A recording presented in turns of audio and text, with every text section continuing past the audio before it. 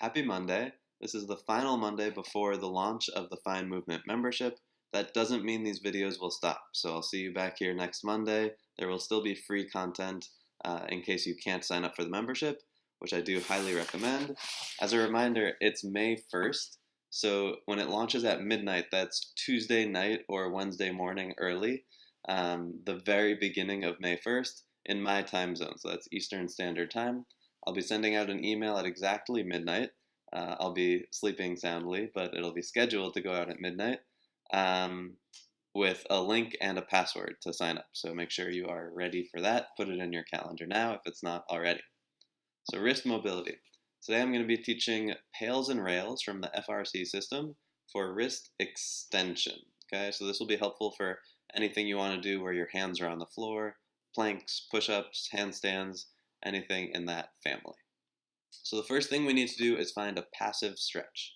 So for this position, you may have seen stretches like this or putting your hands on the floor. Wherever you can find a passive stretch on the opening angle will be where you want to go.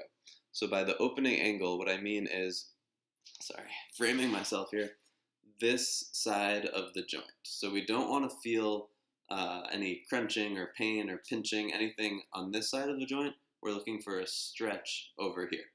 So I'm going to show you a position I really like to use for myself, but ultimately if you have somewhere where you feel a better stretch, that's where you want to go.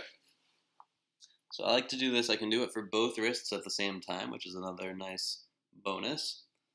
If I face my fingers away from me and lean forward, I feel a little bit of a stretch, but I feel an even better stretch if I face the fingers back towards my knees, keep the elbows straight, and then just very slightly lean back.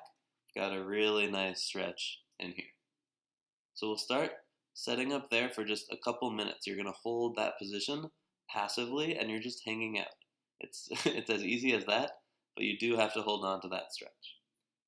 I'll keep talking to distract you in case you're doing this along with me.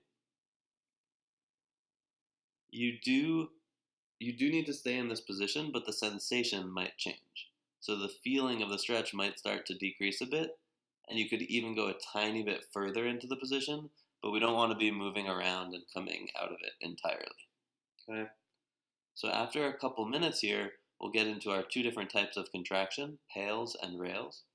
The pails contraction will be as if we were pushing into the floor. So you won't see me move here because it's an isometric contraction, but I'm going to start to slowly push into the floor and gradually ramp up that intensity more and more, keeping it within a manageable range, especially if this is new for you. I'll ramp that back down until I'm in a passive stretch again. If I don't feel the stretch there, it's possible that stretch sensation has decreased. I might go a tiny bit further into the position. And then the rails contraction will be as if I'm lifting up off the floor, but again, that'll be impossible because I'm already at my end range. So I'll try to lift. That'll lead to some cramping probably in this area. It'll be super fun and not at all challenging. And then again, I'll slowly let go of that, and if I can or want to, I can go a little further into that stretch. But especially if you're just starting out, this doesn't need to be the most intense stretch.